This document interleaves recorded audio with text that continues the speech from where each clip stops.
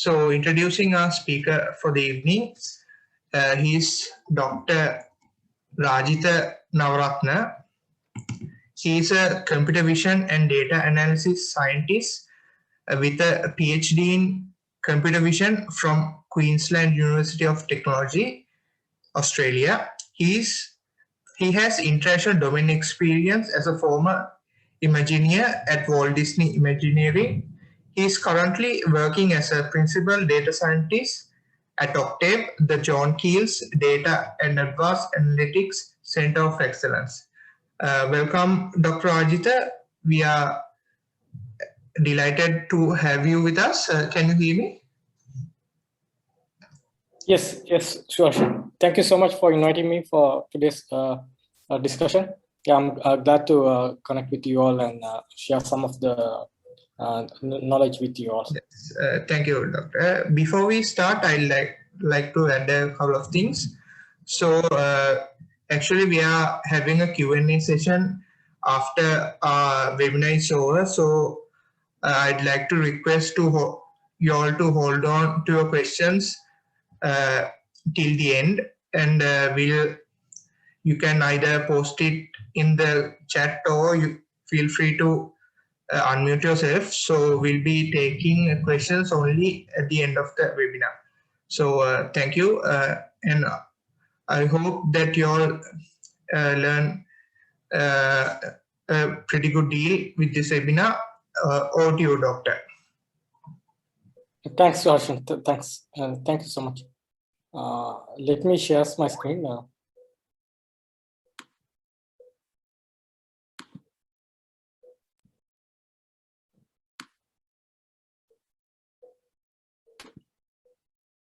Can someone let me know whether you can see my screen? We can see your screen, Doctor.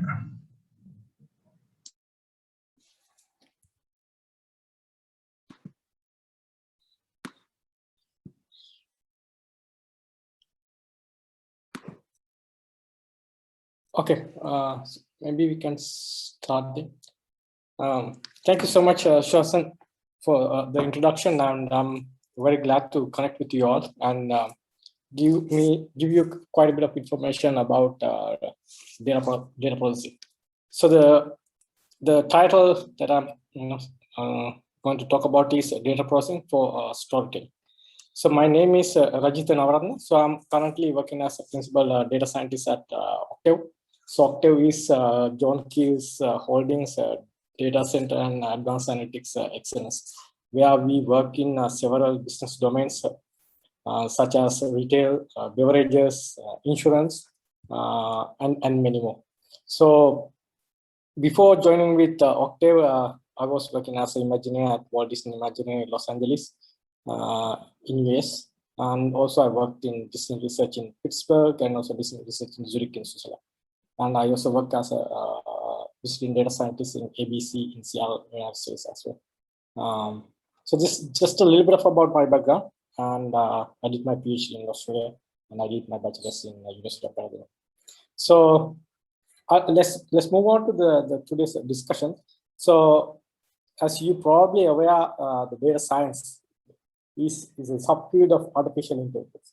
So when you say about artificial intelligence, what artificial intelligence is trying to do is it try to mimic the human behavior. For example, you can see some of the human behaviors such as smiling, hugging, those kind of expressions, understand a particular problem and how to solve a particular problem. So now we have artificial intelligence that they are pretty much capable of these things, like for example, chess and also some of the sports as well. And also understanding different objects. For example, babies, when they are starting to learn different objects, we learn by baby steps. So in these days, these AI systems can identify different objects as well. Okay, so the field that we are heavily working on, machine learning data science, is a subfield of artificial intelligence. So today's discussion mainly focus on machine learning, but in a machine learning pipeline, I'm only going to focus on one particular area and then dig deeper to some of the tips and also some of the techniques hopefully you can use for your project. and also in future data science projects as well. So let's move on.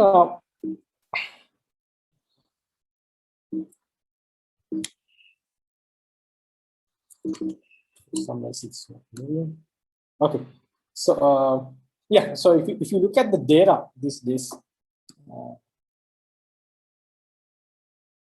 so if you look at the data these days, so you can see a lot of online data. So for example, YouTube, Instagrams, and also some of the social media websites such as Facebook, they collect a lot of user data. So if you look at entire data spectrum, so this is just a graph in 2019. It shows like how many data points they actually collected in different platforms. You know, Instagram, YouTube, Twitter, and Skype, and so on, so on.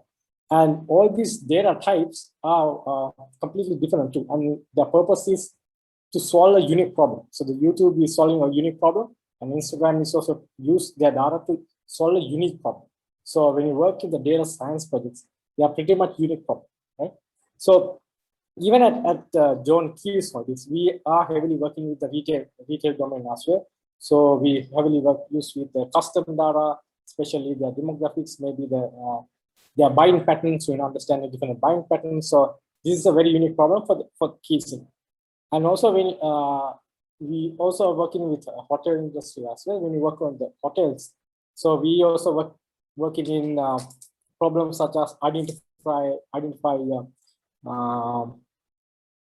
call this premium travelers. So maybe they can give different offers, maybe like different priorities. So these kind of interventions that we can use from this data. So this is a couple of domains that at JKH we are working on. So if you look at this entire data spectrum, like including the work that we are working on, and also some of the social media data, and also some of the tech giants data. So they can categorize into two parts. So one is you have the structured data. So where the data is pretty much structured. So as you can see in the right hand side, you can see like a table where you have like a proper columns and also proper rows. So the columns basically tells you about the different features. What type of features that you need to solve a particular problem. So the rows basically saying the number of samples. For example, in here we have 3, 6, 7 samples. So and few data columns. So this is pretty much structured. So the data is pretty clear, and then you can see. And also we have data such as images, such as audio, and also text domain data too. So they are called unstructured data. So we call unstructured data. Let me see. So they call unstructured data. Okay, so it's very difficult to identify what is the structure just in a glance, right? So you need to do some more techniques in order to come to a structured type of data. So then you can do some interesting things. So where the hidden missing part in unstructured data, we normally call the feature extraction techniques. So the techniques for the images, and also for the images and videos, and also for the audios, and also for the text might be different. But in order to obtain a structured data. Okay? So as you mostly aware about this machine learning pipeline. So as I mentioned, data is really important. So let's go through the flywheel of data. So what does it do? So initially when you have data, what it does is, so using all this data, someone can do some analytics. Right? So you can do some analytics to understand very interesting behaviors or very interesting patterns, just based on some of the data you have. So once you do those analytics, it's actually help you to understand about your products. Okay, and maybe using these analytics, which you did use the data you already had, provide you some information about the products. Maybe provide you some of the segmentations, especially in the customer data, when you work with the customer data. So from all these products, actually, you can do some different interventions. So the more personalization or more interventions you do, it actually generates more users for your company or for your business. The more users you generate, actually it creates more data. So more users come, so it actually generate more data. So let's assume that initially you had like 100 data points. Now you did some analytics, you come up with some different interventions, and you target different users, then actually generate more users. So because of the more users, it actually generates more data. Now you have 200 data points. Right? Earlier you had 100 data points. So now instead of having 100 data points, we have 200 data points. So then you can do better analytics. Right? So now you have more data. So the more you have, you can take better decisions. So the better analytics actually help you to provide better products, better services for your customers.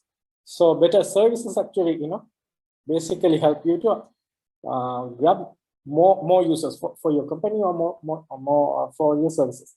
So this is called a flywheel of data. So where the data actually help you to understand different products about your company or products or services, and based on some of the analytics, and it actually generates more users, and the more users actually generate more data. So it's a circle. So we call that this is a flywheel of data in data. So in this particular talk, actually, I'm heavily going to talk about the structured data and some of the techniques that we can use using structured data, especially targeting some of the work that we are going to do in this hackathon, and hopefully some of the techniques might be helpful for you. So I'm heavily targeting this talk into structured data. So let's focus the talk about the structured data. So let's look at the machine learning roadmap. So before we start to talk about the data, let's look at the machine learning roadmap. So where we start the machine learning problem or the data science problem with a unique business problem that we need to solve. So you spend quite a bit of time to understand the business problem that you are going to solve. So there are a couple of questions that you need to answer by yourself. So the first question is whether you really need data science or machine learning in order to answer that particular problem. So probably most you may not need a machine learning or data science type of data science type of work in order to solve that problem. Probably you can just ask some of the existing customers, and you can do like a survey in order to solve that problem. So you don't need to go through this fancy machine learning data science roadmap. So that's the first question you need to ask, like whether you need to do these things. And also you need to ask whether you have the resources as well. Sometimes you may need some heavy computations. Probably you might need to use GPUs. So whether you need these kind of resources. And also it's going to be costly too. So whether you have cost or whether you have money to in order to buy these type of resources, and also find the talent. So you need to find the talent also. And also the third component is the time too, whether you have time to solve this particular problem. Maybe for example, in your hackathon, you have X number of days or X number of hours. So now you have a time limit, right? So now you need to solve this particular problem in a given time period. Now you cannot use the entire year to solve this problem, right? Now you have a time period. So now you need to think about like, what is your trade-off? So based on your time. So you need to decide this type of questions very early in your problem. Right? And also whether you have the data too. So that's the most important thing, whether you have the correct data. So if you are going to solve a problem with images, and if you don't have data with images, and you only have like some text data, so you have the wrong data. So now you need to understand like, okay, how can you grab this data? Or whether, for example, maybe you can just go to the online and then Google it and find some public availability. Or you might have to go and collect your data by yourself too. So this is a very important step that most of the data scientists need to do, where you need to have the guts so you can go and collect your own data. So do not wait someone come and give it to you. And most of the time, this data is not properly clean data. Sometimes you need to talk to the data engineers, and also the business needs to figure it out what type of data you need, and also what are the features, these type of different features you need. So you need to have quite a bit of conversation. So once you come to this particular stage where let's assume that you are ready with the data collection. So you do some data processing where you work with some of this data, and then you do some feature engineering parts in order to come up with the features and do some of these machine learning models, and also you evaluate in order to solve the problem, and then actually based on the models you take some decisions. So you take some decision. So once you take the decision, it actually helps you to identify your problem in a better way too, or maybe refine your problem. So it again connect to the step number 1. And also once you have decisions, it might help you to collect more data too, or you might have much more information about the data as well. So it's just an interactive process. It's not like a proper software engineering type of platform. So yeah, it connected mainly all these 7 steps. So this particular talk, I'm heavily going to talk about the data. So this is one of the most important steps. Okay. So I just wanted to give you a little bit about the pipeline of the machine learning roadmap as well. So let's look at the outline of this talk. So I'm heavily going to talk about the unstructured, structured data.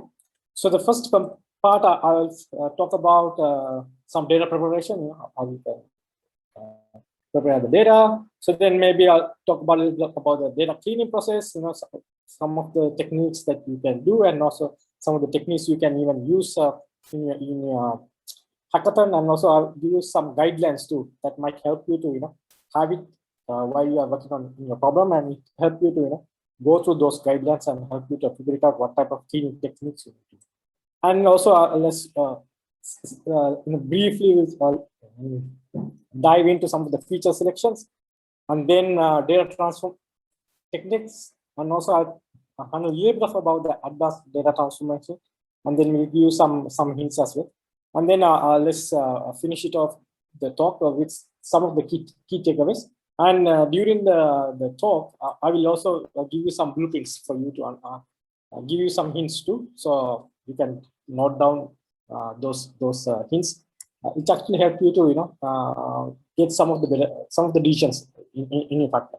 So one of the decisions, one of the key hint is when you have the data, so see whether you can identify the data into 2 parts. One is the structured data, other one is the unstructured data. So let's move on. So especially in the data preparation part, so you talk with your businesses, you identify the problem. Now you have the problem. Now you wanted to solve this problem. So you need to figure it out, like what type of data or what type of data sources do we need to solve that particular problem. So like for example, like you may need images, or you may need audios, or you may need text data, or you may need structured data. You may need sometimes all type of data too. So you need to understand that the data and also data sources. So in a proper environment, you also have the help from the data engineers as well, where they heavily work with the business units to come work with the data, and also do some ETA type of transformation, where most of the data scientists are not heavily involved in those areas. So anyway, so this is like the first question that you need to ask, right? So then you also looking into the availability of the data. So you identified, okay, I need images, and also I need let's say some structured data. So you need to figure it out like that. You have the data as well. Maybe someone has already collected the data for you. For example, in this particular exercise, someone is giving the data for you. So someone has already done this hard work for you. So he's giving the data for you to solve the problem. Sometimes, in most of the time, it is not the case. Actually. So you need to spend some more time, probably heavy time, to understand the data.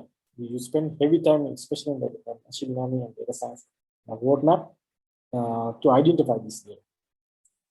So, and also maybe you might need to understand these type of data types, and also the number of samples you have is not good enough to solve the problem. So you may need to gather more data too.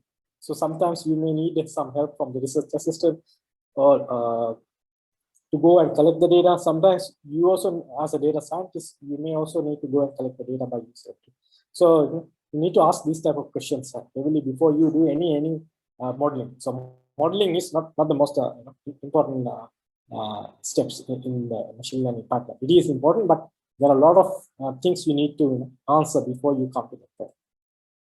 So here, there are two types. So this is the second hint that I'm going to give to you. So what do we really have? So one is when you talk about the structured data. So let's assume that we are working on a structured data. So one is when you have the data, you can have two types of data types. One is the rectangular data type, where you may have CSV files, or you may have Excel files, or maybe you can get some data from the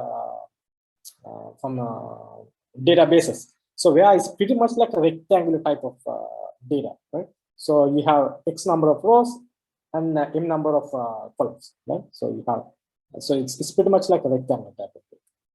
Or you may have non-rectangular type of data too. So where you may have XML files, JSON files, where it's not like a rectangular type of data type. So you may need to do some transformation in order to convert into these JSON files or XML files, so you can understand it. So I think when you read the file, yes, you can understand. But in order to structure this data, you may need to do some transformation for this non-rectangular type of data. So these are the two data types in structured data. One is the rectangular, and the second one is the non-rectangular. So most of the time, you heavily work with a rectangular type of data, but it's good to know these type of data as well. And also, you can even write some of these functions, how to convert JSON file to the CSV file. So those are some of the good exercise for you guys to work on, like how you can take non-rectangular data into a rectangular type of data. So this is the second tip that you might be helpful for you. So in order to, when you are working on these type of projects. So let's move on. So let's move on to the second step or second part of this talk, where I'll try to give you a couple of hints about data cleaning, techniques. So let's assume that you have a data set with hotel reservation. So in this part, I'm just only showing like a sub part of the data that I generated. So you have few columns. So you have reservation ID, you have gender of that particular person, you have age, you have ethnicity, education level, and also income, whether it's over 100,000 rupees or 25,000 rupees. So it has categorized into different levels as well. So in terms of age, you can see like, it's this particular sample is vary from 26 to somewhere around 65. So the main idea behind this data cleaning is used to identify these data types, and also to correct if there's any errors in this particular data set. Right? So the given data set, we need to identify the features, and also identify whether there are any errors in the given data set, and do some techniques in order to clean these data and get a good data set to solve your problem. Okay. So I will also give you like some guidelines for you to follow. So it might be very easy for you to understand which particular techniques you need to do. So this, especially in this data science type domain. So there are a lot of techniques, but I have categorized it to like different areas. So especially in the data cleaning. So let's move on. So if you look at this data cleaning, so there are three parts. One is the basics. And you can use the basics. Second one is the outliers, and the third one is the missing component. So these are the three major areas. Okay. So if you look at some of these areas, especially in the basics, what you really want to understand is see whether you can find some of the redundant samples. Maybe in your data set, you might have some duplicate records. So for example, let's say Suharsha, for example, he went to for hotels, and he did a reservation in the reservation data set. So so they have his check-in date, check-out date, and all this information. For some reason, the system has double counted this transaction. So now we have a duplicate samples from Suharshan transaction. So you can figure it out whether you have the duplicates. So you can look at the data, and you need to have all the columns need to be same, and see whether there are duplicates. And then first thing is you just remove the duplicates. Okay. The other one is the redundant features. So maybe, for example, you might have some features where you may have only one value. For example, let's take the same data set that I was talking about, this hotels, right? So I was initially showing the gender, age, ethnicity, education income, right? And then assume that you have another column called country, for example, and in this particular country, all the people are coming from Sri Lanka. So if you look at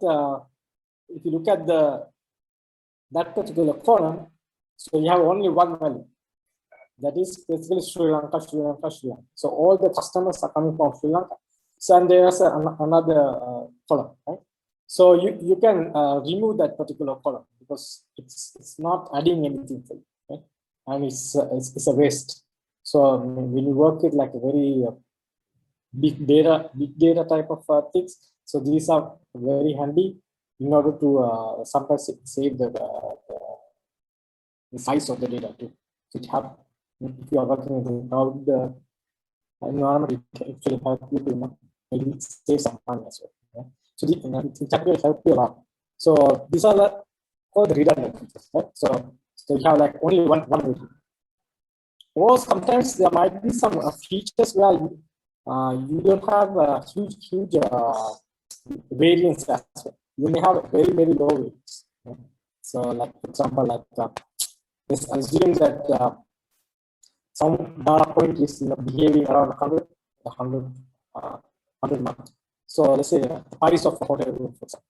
So let's say around 90% of the time or 95% of the time, you have the same number, like 100 rupees. Also, let's say 100 rupees. And maybe in one or two occasions, you might have like 101 or 99 rupees. So there's not a lot of variation you need to play. So you can identify these things in this area as well.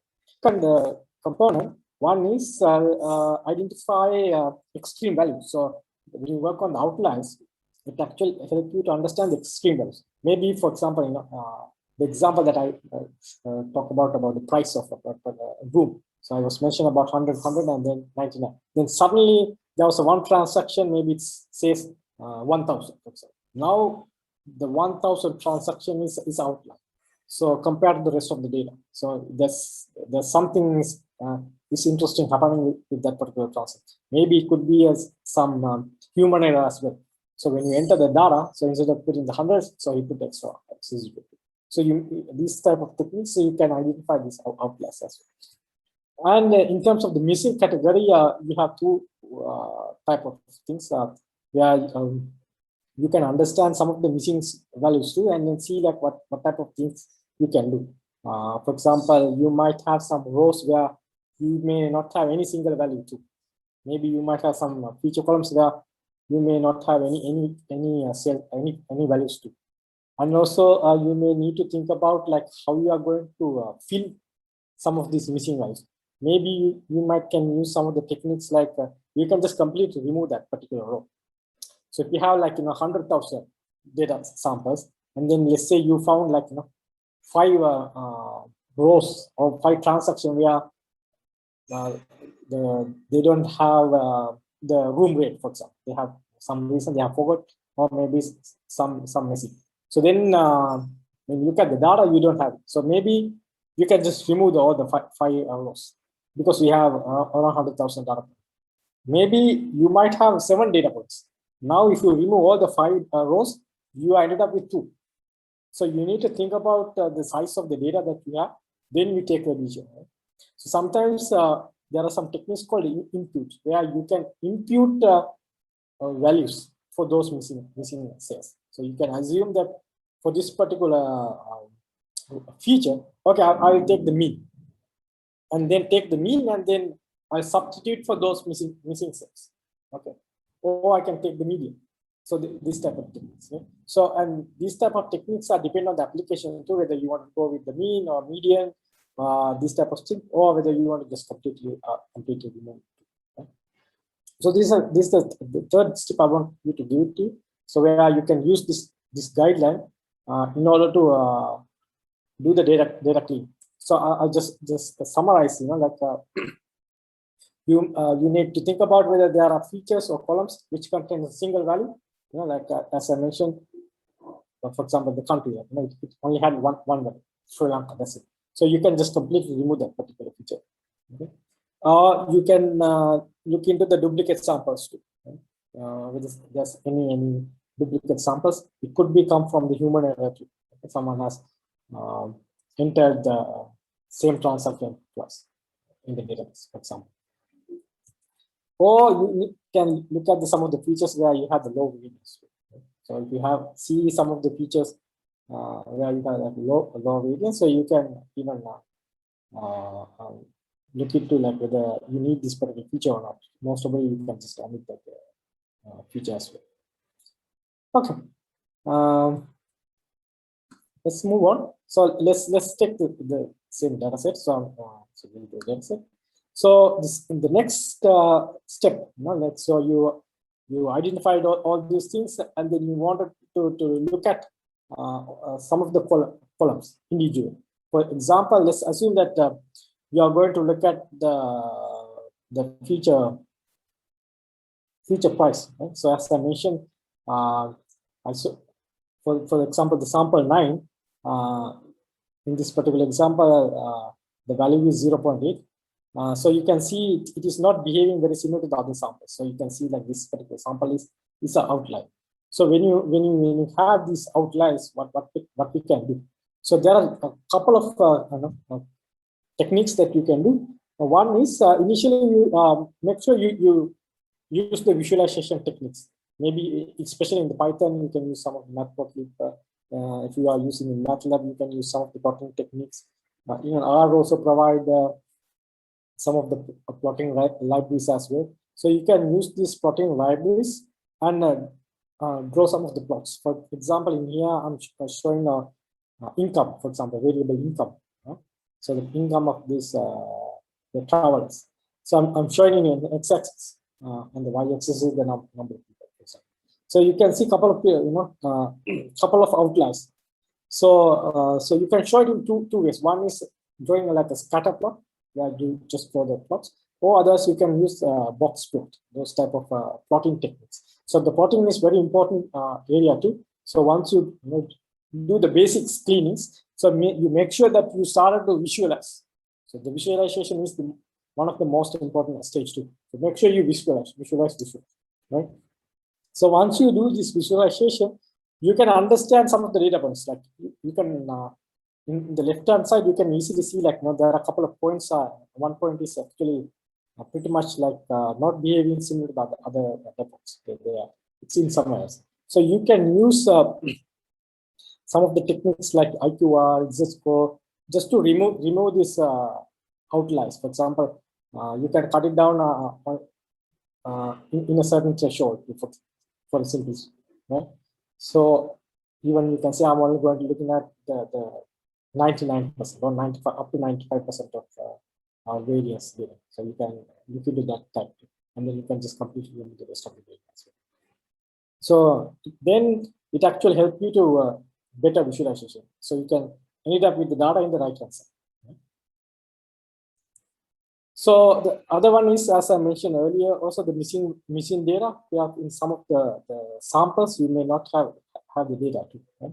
So in this particular example, for sample 7 and sample 10, you don't have any data. So you need to fill this point number 7 and sample number 7 and sample number 10. So some of the techniques that I mentioned, like maybe you can impute, or maybe you can remove the data. So these type of techniques you can use to do that. So this is the tip number 4 for you. So this is when you do these data analytics techniques, you can categorize all these structured data into 4 components. So one is the univariate graphical. So you have univariate means you have only one feature. So graphical means if you want to,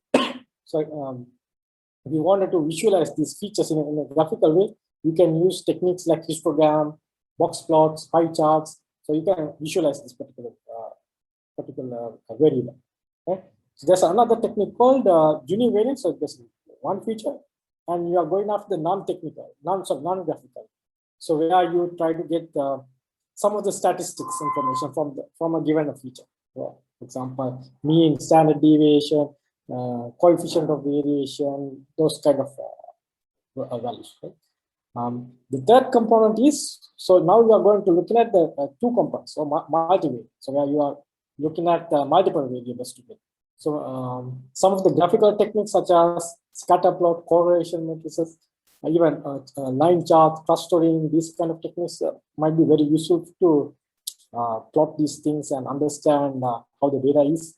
So especially in the scatter plots and also the correlation matrices, you can identify how correlate some of the features. For example, in the hotel example that I gave it to you, maybe you might find the number of, for example, let's say, number of cancellation might be negatively correlated or positively correlated with the income.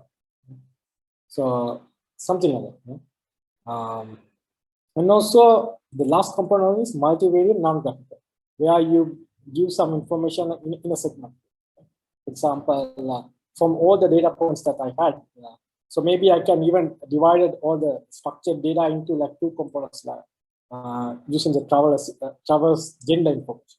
So now instead of having all into one, now you can have female and male, or even you can derive, especially in the age groups. For example, you can have 18 to 30 as one age group, 30 to 45 as another age group, 45 to 70 as another age group, and then you can get some statistics. So this type of techniques. So this is the tip number 4 that actually help you to figure it out what type of visualization or what type of techniques you wanted to do in order to understand this data.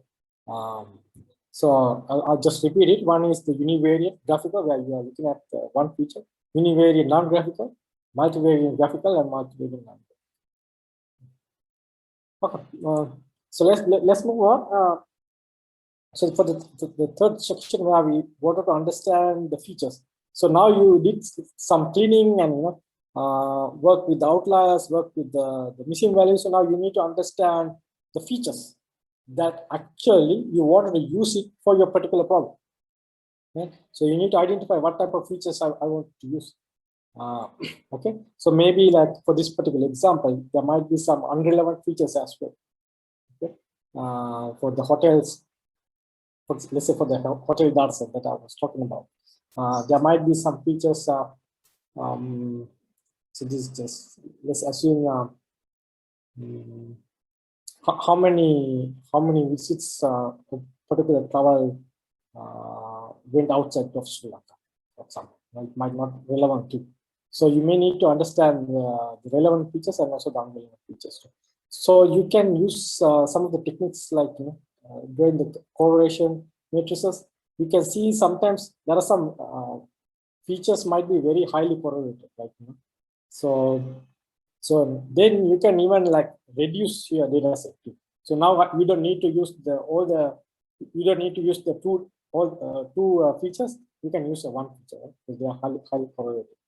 So so before you do modeling, so you can understand this feature correlation, just looking at the scatter plots, the correlation matrices, heat maps, this type of things. So I'll also move on to some of the data transformation techniques too. So data transformation is very important too, especially in data science. Right? So heavily because we are working on data. So if you look at the data, so we have a data. So you can divide this data variable into two components. One is numeric component. So where the data is numeric, numbers. So the second component is the categorical. So just wanted to point out, all these things that I'm talking about is for the structured data, right? So numeric compound. So if you look at the numeric, you can have integers, or you can have float numbers like decimal number. In a categorical way, you can even further divide a category into three parts. One is Boolean type of data, where you have true or false, like this type of data. And you have nominal type of data, where, for example, let's say travelers district, for example, Kandy, Colombo, Goal, Amrat, those type of district. But there's no direct information about whether the Colombo is bigger than Kandy or Kandy is bigger than Amrat. There's no connection. It's very difficult to provide Colombo is number 1, Kandy is 2, Amrat is 3. So there's nothing we can distinguish. Or some of the ordinal variables like small, medium, where you can see like small is like maybe first category, medium is second category. For example, t-shirt size. You can look at the t-shirt size. You can see like there's a trend. Small, medium, large. So there's a trend. So you need to identify what type of variable too. So if you look at structured data, it should come up under one of these boxes, right? So it could be integer, float, Boolean, or nominal data type, or maybe like a ordinal data type too.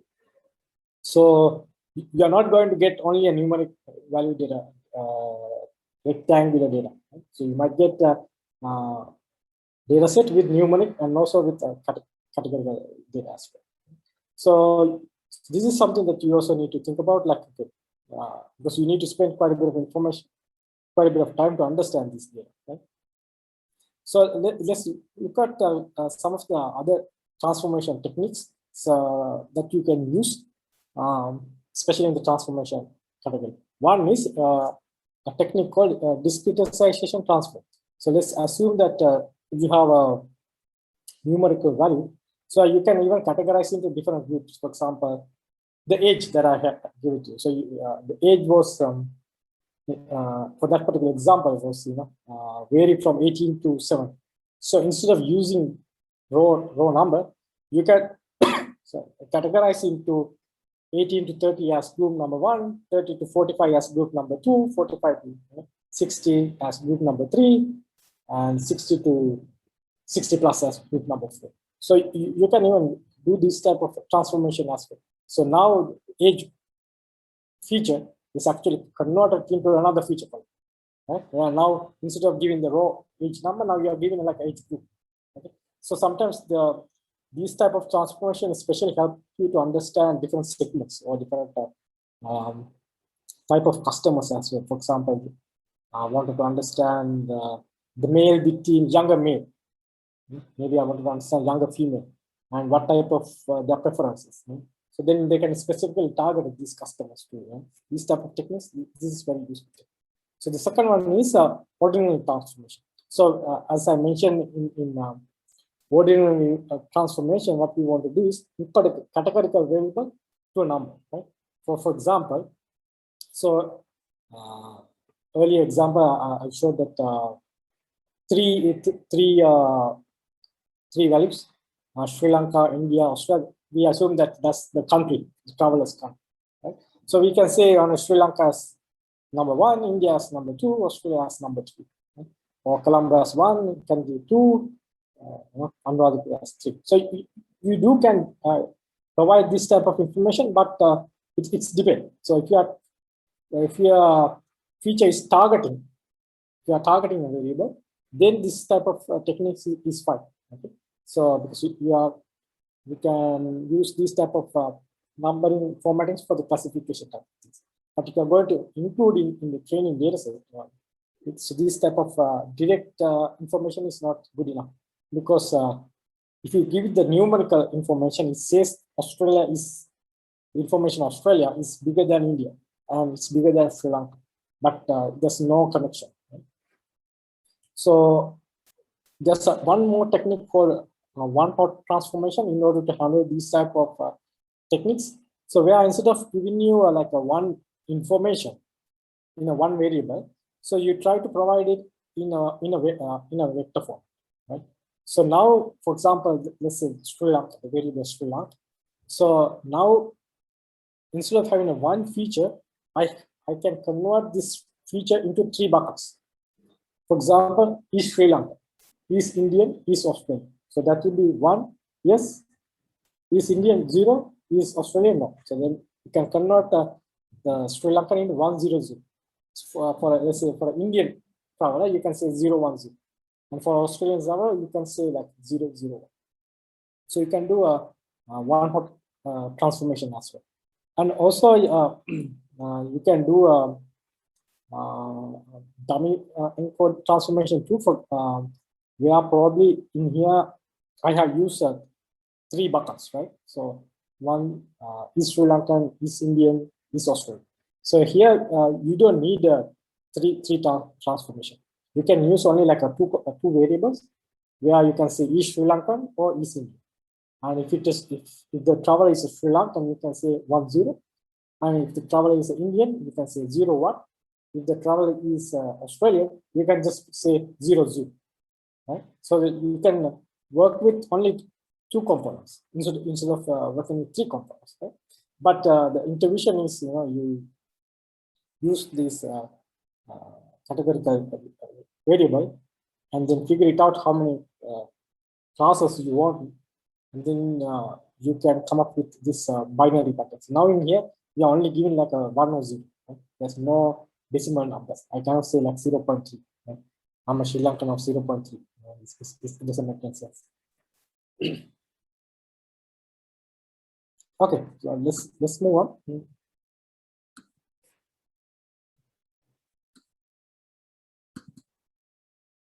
Okay, so there are a couple of some more transformation techniques too. Earlier, what we discussed was just looking at the data, right? So I'm heavily talk about the data types, right? So and how can we transform these data types, right? In order to probably in order to solve your problem in a better way. And there are some more techniques where you can figure it, you can use your data column to do different transformations. So the one is where you can use normalization transformation. So basically in here, what you want trying to do is you try to take the entire let's say one feature, and then you find the minimum and the maximum, and then make sure that when you transform, all the values are going to be between 0 and 1. Okay? So because some of the data points are in a different range. For example, the price, for example. So let's say the price in dollar value, they might be in around room rate, for example, between $7,500 and $225.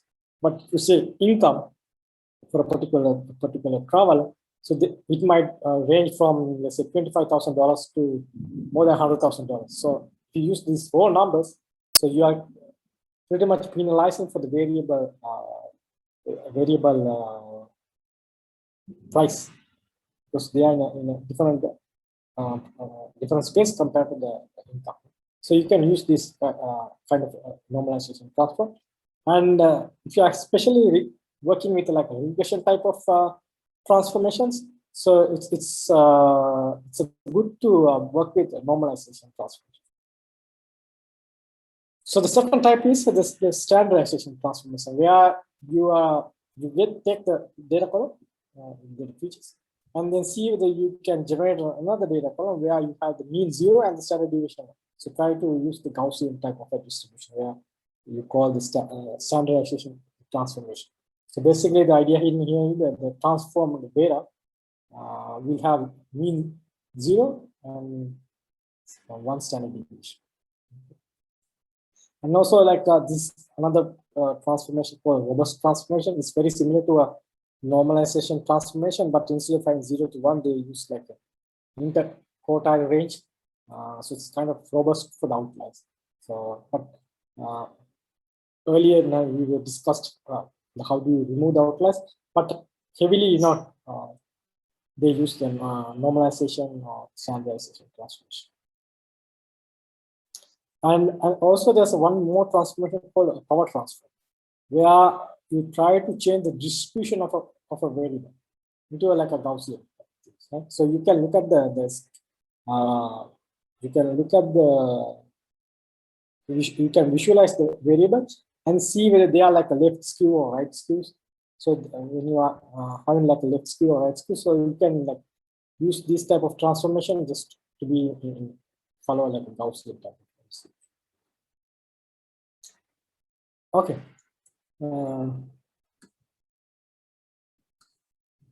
So let's move on. So I will give a little bit of about the guidelines for you guys. So it might be helpful for like what type of transformation you can do. So this is the next tip I want to give you, could be 5 or 6, but hopefully it will help you. So just look at this, the figure. So as I mentioned earlier, you look at the particular data variable, you can think about in 2 directions. One is the numerical, the second one is the categorical type of variable. Right? So if you look at the numerical type of data, you can do scaling, where you can use some of these normalization techniques. Right? And if you wanted to figure it out like a distribution type of work, you can use this quantile and the power transformation, this type of techniques. And if you wanted to do some more feature engineering type of things, you can use even like a polynomial type of distribution. So for example, like you can have like a feature X. Instead of using X, you are going to use like X to the power something or something like that. So these type of things you can do. So if you are working on like a categorical variable where you have a nominal and ordinal type of data, so you can use one-hot encoding or dummy encoding, these type of techniques too. Right? So this particular graph is actually help you to understand what type of techniques you want to use in order to solve a problem. Okay, so let's move on. So this is pretty much coming to end for my talk. So let's go through a couple of key takeaways. So one is the data is the key data science pipeline. As I mentioned, this is the key. And I also gave you some of the hints that it might help you to understand the problem in a better way. So data can be structured or unstructured data, and especially in unstructured data, where you work with the images, videos, audio files, text files, and also in the structured data, you can further divide into rectangular and non-rectangular type of data. And also we discussed some of these major data processing steps, and also some of the guidelines in data preparation, data cleaning, feature selection, and data transformation.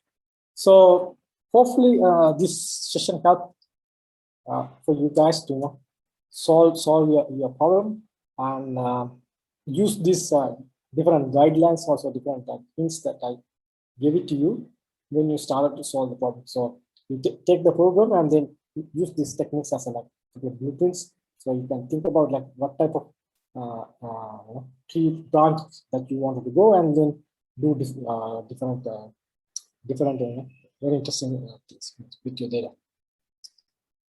Okay, that's pretty much it from me.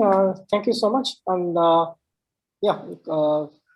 Thank you, Dr. Rajitha, for sharing your experience. So the floor is open for Q&A. So if anyone has problems regarding the SDGP project or the webinar in general, feel free to unmute yourself or drop the question in the chat. So the floor is open for Q&A.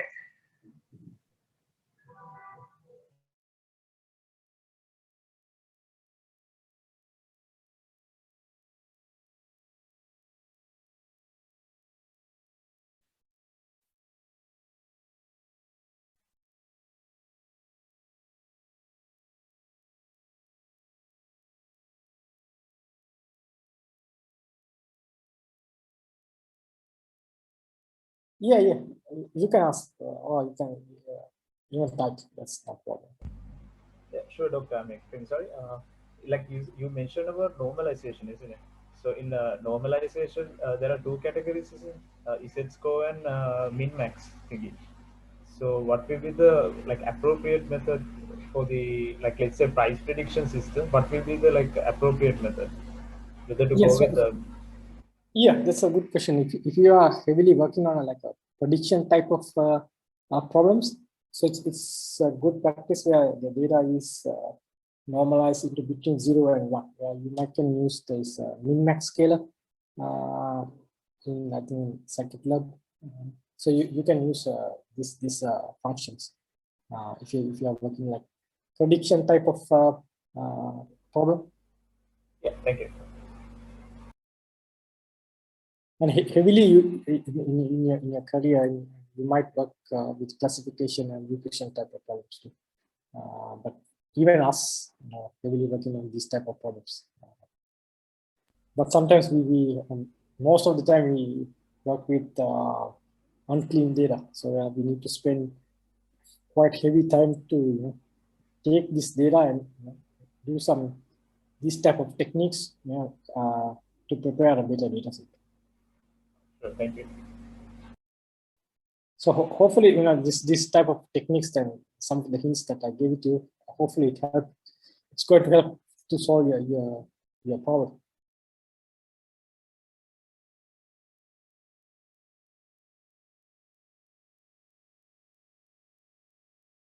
Yeah. So feature selection and feature engineering is itself. So feature selection in here says like sometimes you can just observe this particular data set and then say that okay, I'm going to select this particular feature in order to use it for your model. Sometimes when you do this feature engineering type of things, you might not be able to use directly that particular feature. So you might need to do some transformation. Like let's say, for example, instead of using feature X, maybe you might can use X squared plus 2, for example. Okay, you do some feature engineering, and then you create another column, and then you use that instead of feature X.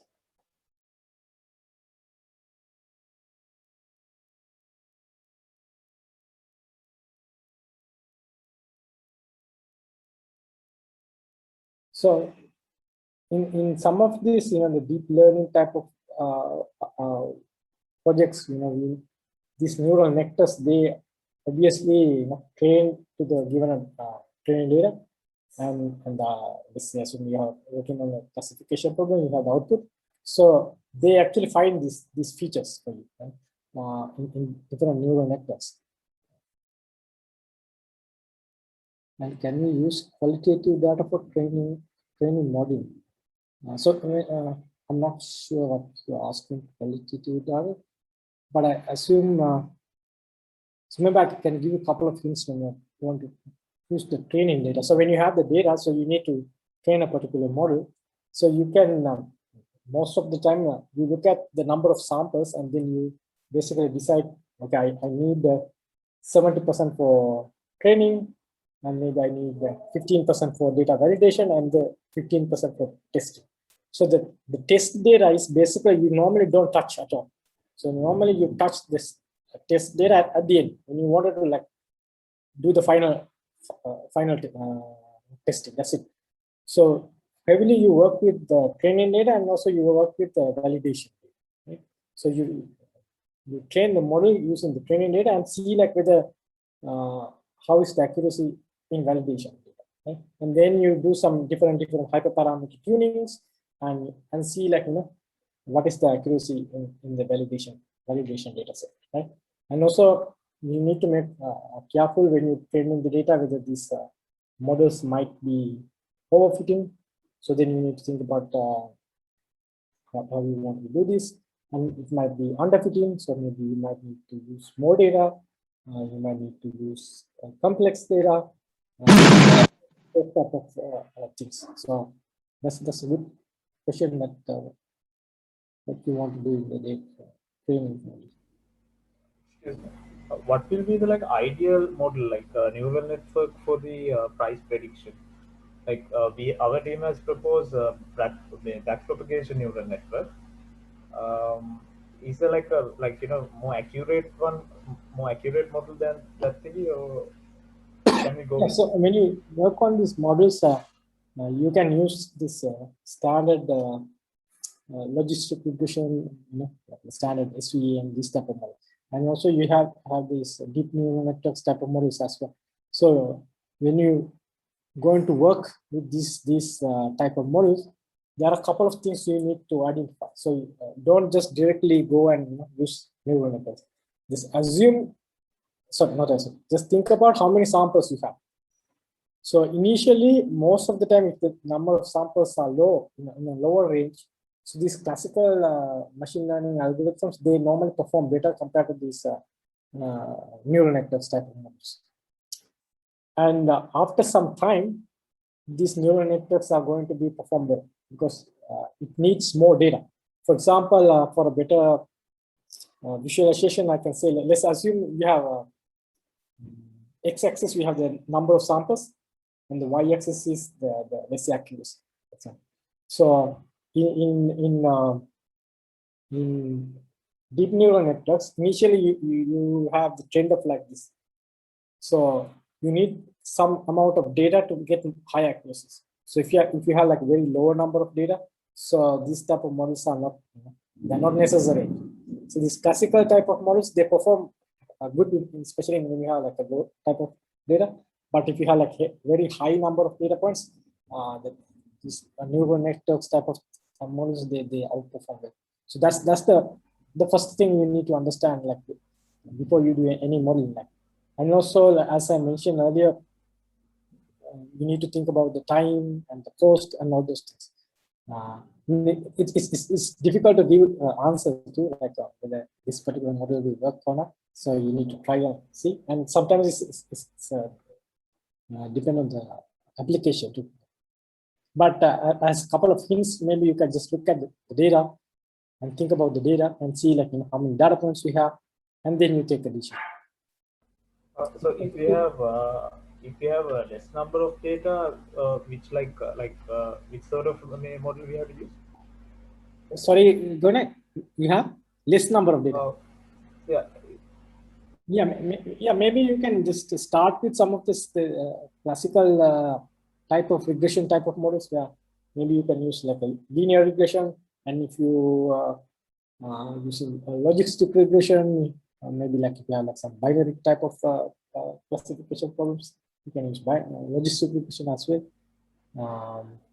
Some people use XGBoost, random forest, these type of techniques.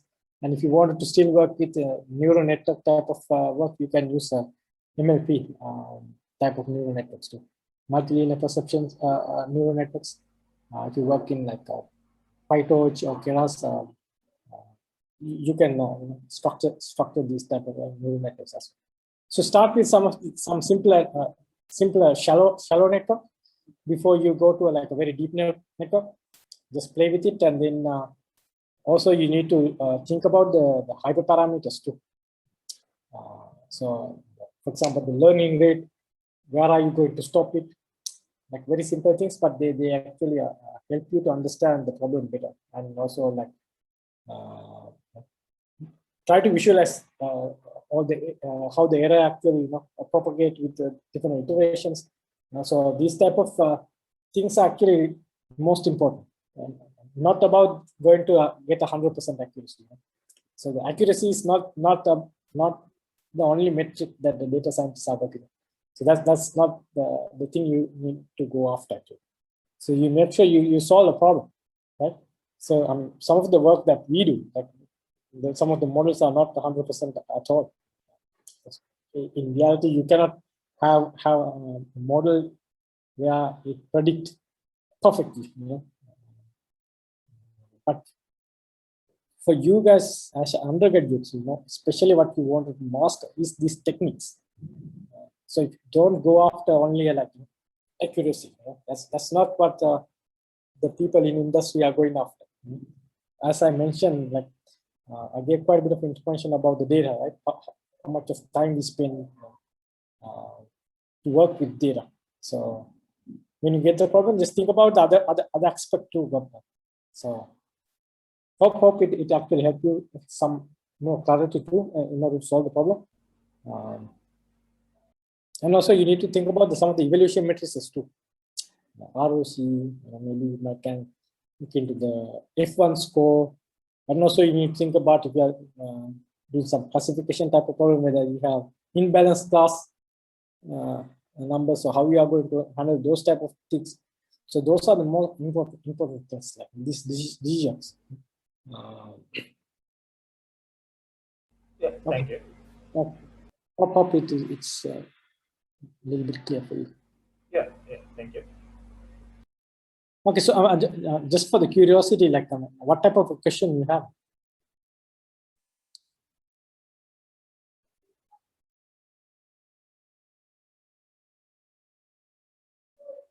Is the question given to you or not yet? So Harsha, is it given to them or? No, doctor, we are free to choose our own projects. So depending on a project, the integration of machine learning and data science varies, doctor. So this is, so they need to come up with their own problem. Yes, on project to their own selected problem, completely unique solution. Okay, good. That's good. So I think some of the things that I mentioned earlier, especially in the machine learning pipeline and also, the data techniques can be helpful for your projects. So it's, most of the time in industries, but even at OCTAVE, around 80% of the time of our work is heavily into this data processing, data cleaning, this type of stuff. Not about the modeling part. Modeling sometimes takes around 10% of time.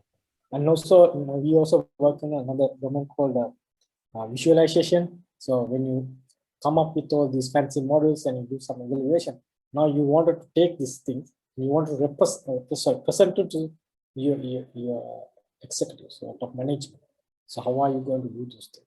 So even for you, like some of the visualization techniques will be definitely handy when you want to present this thing to your lecturers, like so your findings and stuff. So what type of visualization tools you can use? Some of the tools like Power BI you can use heavily. If you want to work with Python, you can use some of the Python libraries. MATLAB is also good. Even MATLAB, you can create some of the Simulink type of things too. So if you are good in MATLAB, you can use MATLAB. And also OCTAVE, there's a OCTAVE programming language. They also can do some visualization. R is also can be. I think in your problem, I also suggest you to think about in that area as well. Like you come up with these things. So how are you going to represent these things? And also think about like some of the interventions that you can take from your findings as well, like for a given problem. What are the interventions you can do? That might help you to grab more customers or maybe products or better service or whatever it is. So similar to what I mentioned earlier in the data wheel.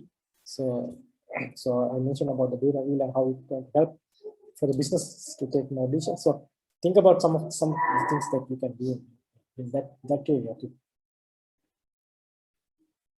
When you solve the problem. Okay, thanks. Hope it gave you some insights for you to solve your problem. So I think everyone got their questions clarified. Just a reminder that the registration for IIT Hack is still available. So feel free to register. All you need to do is register for now, and we are hoping to conduct future sessions similar to this as well. So I would like to cordially invite the Secretary of IEEE on campus IIT, Mr. Rosiru, to deliver the vote of thanks.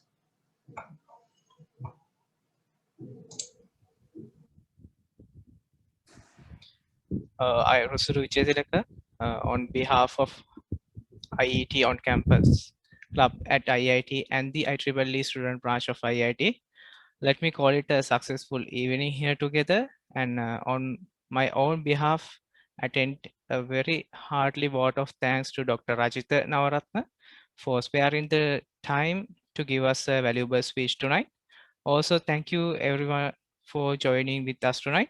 We will see you soon with another informative session very soon.